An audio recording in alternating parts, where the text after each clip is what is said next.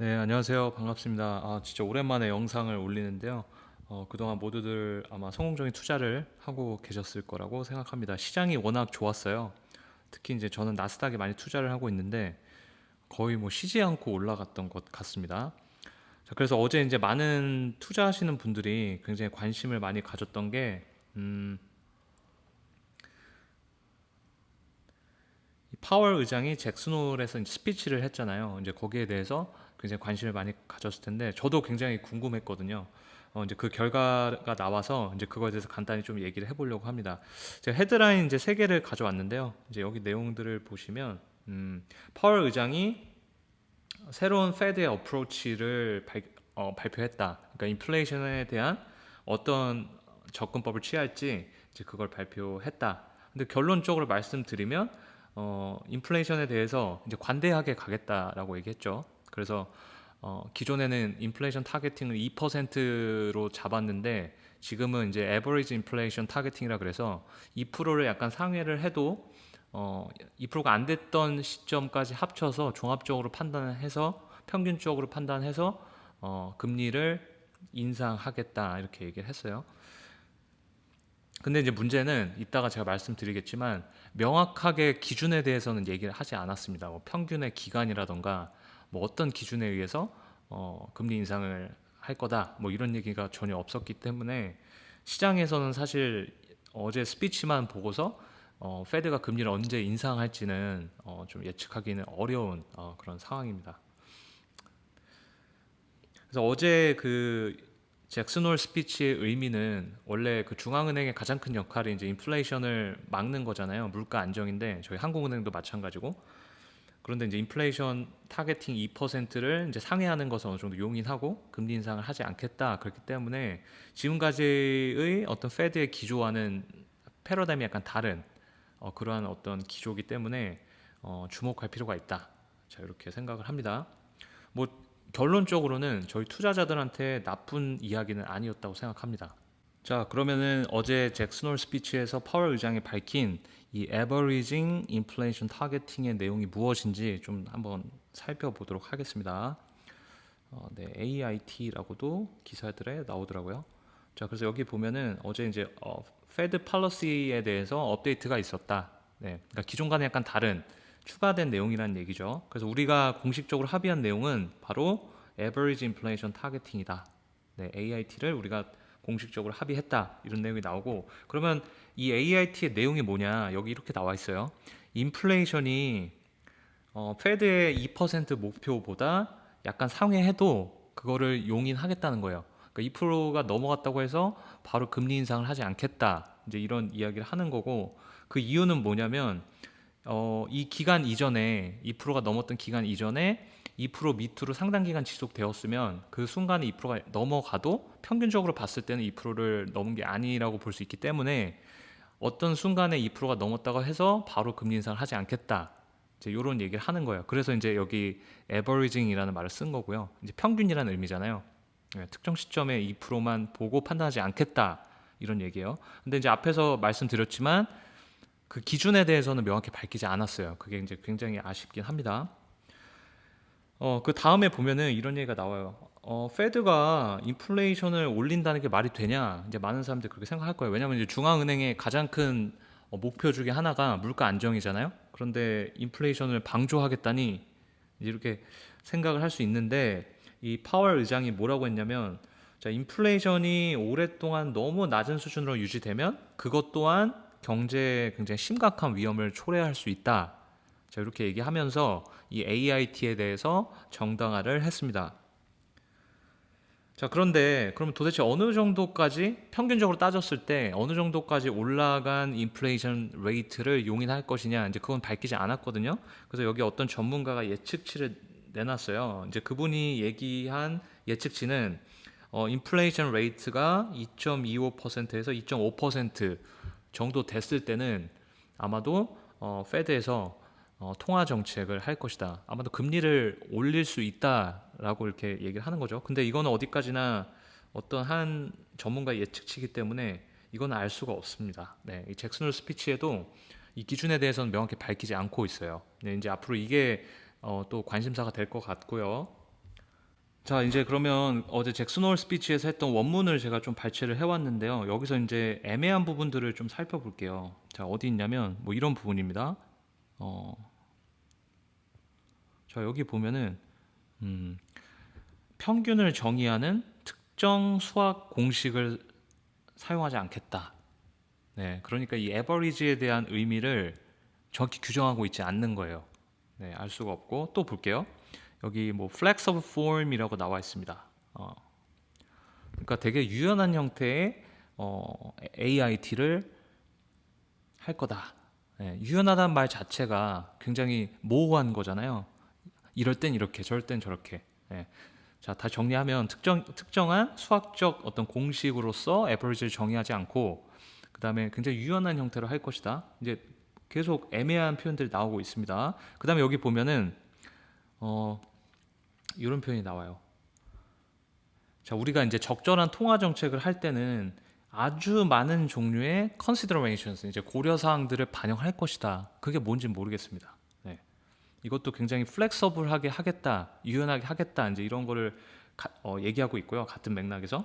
그다음에 여기 또 보면은 그러한 결정은 어떤 공식에 의해서 결정되는 건 아니다. 네, 그러니까 어떤 산술적으로 몇 퍼센트 때 어떻게, 자, 이게 아니라는 거예요. 되게 다양한 변수를 고려해서 탄력적으로 이제 금리 인상, 통화 정책을 결정하겠다 이렇게 밝히고 있고, 그래서 이제 명확한 게 하나도 없는 상태입니다. 그럼에도 불구하고 이제 인플레이션 압력이 강하게 올 때는 주저하지 않고 행동을 취할 것이다. 그런데 이제 우리가 궁금한 거는 그게 언제냐라는 거죠. 알 수 없습니다. 네. 자, 그래서 이제 원문을 살펴봤는데요. 이제 마지막만 보면은 여기 이제 이렇게 나와 있어요. 우리 목표 인플레이션 레이트인 2%를 오버 타임, 장기간에 걸쳐서 달성하는 것. AIT의 내용을 얘기하고 있는 거죠. 그러니까 특정 포인트에서 2%가 아니라 시간에 걸쳐서 평균적으로 2%를 볼 거기 때문에 특정 포인트에서는 2%를 약간 넘어가도 우리는 그거를 용인할 것이다. 정리하면, 그러나 그 에버리지를 계산하는 공식이나 이런 건 없고 여러 가지를 고려해서 탄력적으로 결정할 거다. 자, 요게 요지라고 보시면 되겠습니다. 자, 그러면은 이번에 그 잭슨 홀 스피치에서 나타난 페드의 어떤 인플레이션에 대한 태도 변화는 기존하고 어떤 차이가 있었는지 좀 살펴볼 텐데요. 기존의 페드 통화 정책의 방향을 보려면 가장 대표적인 인물이 바로 폴 볼커입니다. 네, 이분은 이제 이런 일화로 유명한데요. 이제 권총을 차고 인플레이션과 싸웠다. 이제 그게 뭐냐면 1980년대인가요? 이제 그때 이제 물가 상승률이 엄청났습니다. 10%를 넘는 극심한 인플레이션이 있었기 때문에 이 폴 볼커란 분은 인플레이션을 참지 못하는 분이에요. 그래서 기준금리를 21%까지 올렸습니다. 자, 이렇게 되면은 기준금리가 21%란 얘기는 기업이나 이런 데서 대출을 할 때 엄청난 자금 조달 코스트가 발생한다는 거잖아요. 그러면은 이제 많은 기업들이 도산했을 것 같아요. 네. 그러니까 당연히 뭐 협박도 많이 받았을 거고, 이제 그래서 본인을 지키기 위해서 그 이렇게 기준금리를 올려놓고 직접 권총을 차고 다니기까지 했다고 합니다. 네. 그런데 이제 그런 어떤 강력하고 일관된 금리 정책 덕분에 미국의 물가 상승률은 1980년 3%까지 떨어졌다고 합니다. 어쨌든 살인적인 기준금리 인상이었지만 이제 금리를 3%, 금리가 아니라 물가 상승률을 3%대로 이제 안정을 시킨 공이 있죠. 그래서 별명이 이분은 인플레이션 파이터라는 별명이 붙었고, 그런데 이제 비판도 있어요. 너무나 이제 고금리 정책을 피는 바람에 1980년대 미국 경기가 침체기에 접어들었다고 평가. 그러니까 금리가 올라가면 기업에게는 굉장히 비즈니스를 하기 어려운 조건이 되잖아요. 자금을 끌어다 쓰기 어려우니까. 그러면 당연히 이제 경기 침체가 올 수 있는 거죠. 예. 근데 어쨌든 이폴 볼커라는 분은 굉장히 강력한 금리 인상 조치를 통해서 인플레이션을 잡았고, 이 페드, 그러니까 중앙은행의 역할의 어떤 표본을 보여준 사람이다. 그러니까 기존에는 이렇게 인플레이션에 대해서 굉장히 강력하고 민감하게 대응을 했다. 예, 그런데 이번에 잭슨 홀 스피치에서 드러난 것은 어느 정도 용인할 거야. 이런 약간 플렉서블한 입장이기 때문에 기존과는 약간 새로운 어떤 패러다임이다. 자, 다음은 이제 폴 볼커하고 앨런 그리스번. 이제 두 분 다 그 연준 의장 중에서 이제 손꼽히는 분들인데요. 이제 앞에서 폴 볼커는 제가 설명을 드렸고요. 이제 이분은 인플레이션을 견디지 못하시는 분이에요. 그래서 살인적인 기준 금리로 인플레이션과 싸웠던, 예.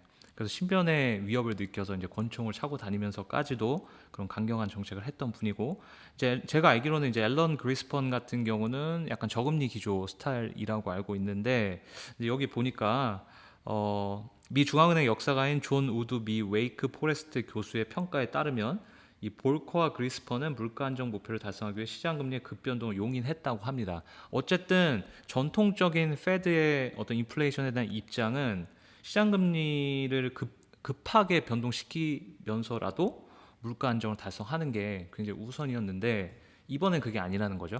네, 그리고 제가 계속 말씀드리지만 이번 그 AIT는 굉장히 페드의 역사에 있어서 새로운 접근법이다 이렇게 이해를 할 수 있는 거고요. 여기 다시 한번 나와 있어요. 볼커 그리스펀 패러다임의 기본 전제는 물가 안정을 위해서는 언제든지 금리의 오버슈팅을 감수한다였다. 예. 그러니까 이제 폴 볼커, 앨런 그리스펀 같은 경우는 한 명은 뭐 매파, 한 명은 뭐 비둘기파, 예, 고금리, 저금리 이렇게 구분되긴 하는데 어쨌든 두 분 다 기본 패러다임은 인플레이션을 막기 위해서 금리를 오버슈팅, 금리가 팍 튀는 것도 이제 감수한다. 이제 이런 입장을 갖고 중앙은행의 의장을 했다. 이제 이렇게 나와 있습니다. 네, 다음은 좋은 시그널에도 불구하고 나스닥은 왜 하락했을까? 자, 요거에 대해서 좀 얘기를 해보도록 하겠습니다. 저는 그날 이제 글로벌 라이브를 시청을 하고 3프로TV에서 하는 거 그걸 보고 라이브로 약간은 시청을 했는데 좋은 시그널이라고 생각했어요. 어쨌든 저금리로 계속 갈 것이다. 이제 이렇게 해석이 됐는데 다음날 일어나 보니까 나스닥이 좀 하락을 했더라고요. 근데 여기에 대해서 좀 이해가 되지 않아서 이제 전문가들은 어떻게 생각하나 찾아봤더니 요분 최유준 신한금융투자연구원은 이렇게 얘기하더라고요.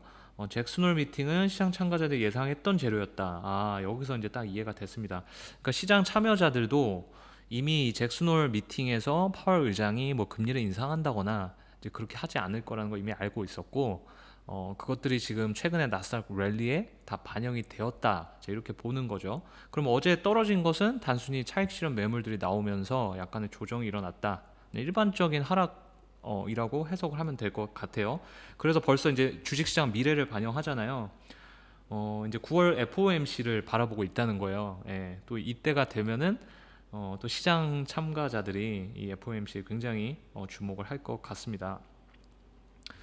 그래서 여기 보면 잭슨홀의 미팅 재료는 이미 소화가 됐다. 즉 주가 이미 다 반영된 거다. 자, 이렇게 얘기를 하고 있고요. 네, 마지막으로 이제 저의 생각을 말씀드리겠습니다. 저는 뭐 경제학자도 아니고 그냥 일반적인 일반인이고 그냥 경제를 좋아하는 사람이기 때문에 이건 뭐 어디까지나 저희 내피셜이기 때문에 그냥 저런 생각을 하는 사람도 있구나 이제 이렇게만 생각해 주시면 될 것 같습니다. 일단 첫 번째로 제가 생각한 거는 지금의 어떤 금융 장세가 지속될 수 있지 않을까 이렇게 생각을 했습니다. 지금 주가가 랠리를 보이는 것은 사실 실적 장세라기보다는 금융 장세 또는 유동성 장세라고 보는 게 타당하잖아요. 이 유동성 장세라는 게 결국 저금리를 바탕으로 시중에 M2 통화량이 늘어나면서 그렇게 돈들이 시장으로 들어와야 이 랠리가 일어나는 건데 저금리로 계속 간다고 하면 기조가 그러면 이제 유동성 장세가 계속 갈 수 있는 원동력, 모멘텀을 얻을 수 있다. 이제 이런 생각이 들고요. 그래서 저는 당분간 계속해서 이 상승장은 이어갈 수 있지 않을까. 물론 뭐 또 다른 악재가 나타날 수도 있지만 유동성의 측면에서만 봤을 때는 이 금융 장세가 지속될 수 있을 것 같다. 이런 생각을 했고요. 두 번째는 이제 적정 주가 모델 상 저금리 기조는 미래 가치 낮은 할인율을 의미한다. 이게 이제 무슨 얘기냐면 미래 가치를 땡겨 와서 현재 가치로 계산을 할 때 우리가 이자율로 할인을 하잖아요. 근데 지금 금리가 매우 낮기 때문에 할인율이 작고 그러면 이제 미래 가치를 많이 땡겨 와서 현재 주가가 올라갈 수 있는 거죠. 그러니까 밸류에이션을 지금 높은 밸류에이션을 어느 정도 타당하게 해주는 게 이 낮은 금리다 이렇게 볼 수 있어요. 그러면 이제 저금리 기조가 계속 간다는 얘기는 주가가 상승 모멘텀을 좀 더 받을 수 있는 그런 어떤 기반이 될 수 있을 것 같다 이렇게 생각을 했고요. 세 번째는 이제 기업의 입장에서 생각해 봤는데요. 기업의 자금 조달 코스트의 측면에서 유리하다. 뭐 대출을 받거나 회사채를 발행해서 자금을 융통하는 것도 좀 더 편해지는 거죠. 그래서 실제로 이제 미국의 애플 같은 기업이 현금이 굉장히 많은 기업 중에 하나인데, 그럼에도 불구하고 이번에 회사채를 대량 발행했어요. 그 말은 이제 금리가 낮기 때문에 이제 이럴 때 자금을 조달해 놓는 거죠, 저금리에. 그리고 이제 그 돈으로 자사주 매입을 했던 걸로 알고 있습니다. 굉장히 훌륭한 기업이라고 생각이 들어요. 예. 자, 그 다음에 이제 저금리로 인한 개인의 리스크 자산에 대한 투자 심리가 상승할 것이다. 네, 이제 은행 금리가 뭐 기준금리가 낮아졌기 때문에 은행 금리도 사실상 굉장히 낮은 상태잖아요. 게다가 이제 인플레이션까지 오게 되면은 실질 금리는 사실상 마이너스일 수 있거든요. 그러면 이제 이때 돈은 어디에 넣어야 될 것인가? 아마도 어느 정도의 리스크가 있는 자산에 돈이 더 들어올 수 있다고 생각합니다. 네. 그래서 지금 코스피나 코스닥 쪽도 예탁금이 뭐 사상 최대라고 하는데, 미국도 뭐 로빈훗이 있고 중국도 부추가 있잖아요. 자, 계속해서 이렇게 저금리로 간다 그러면 이런 리스크 자산, 리스크 시장에 저는 돈들이 더 들어올 것이다 이렇게 예측이 되고요. 그러면 당연히 돈이 들어오기 때문에 랠리를 할 수 있다, 예, 이렇게 판단이 됩니다.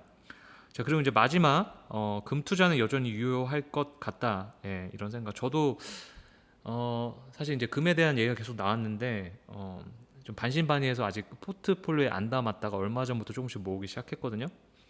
저는 ETF로 좀 모으고 있는데 어제 잭슨홀 그 스피치를 보면서 인플레이션에 대해서 어느 정도 해칭을 하는 것은 좀 필요하다. 이제 화폐 가치가 지속적으로 하락할 것 같다는 느낌이 많이 들었고요. 그러면은 이제 금을 어느 정도 포트에 담아가는 게 지금부터는 좀 필요할 것 같다, 이런 생각이 들었습니다. 어, 그래서 뭐 다양한 원자재들이 있잖아요. 뭐 은도 지금 금과 함께 지금 랠리를 하고 있는데 변동성이 좀 심하기 때문에 저는 그중에서 그냥 금을 좀 선호하는 편이고요. 여러분들도 금을 어느 정도 포트폴리오에 담는 것을 좀 고려를 해보시기 바랍니다. 네. 자, 오늘은 그래서 잭슨홀 스피치의 의미와 잭슨홀 스피치에서 했던 AIT가 무엇인지, 그리고 그 결과 우리의 투자에는 어떤 영향이 있을지, 물론 그건 저의 뇌피셜이었습니다. 좀 살펴봤습니다. 네, 앞으로 계속 성투하시기 바랍니다. 감사합니다.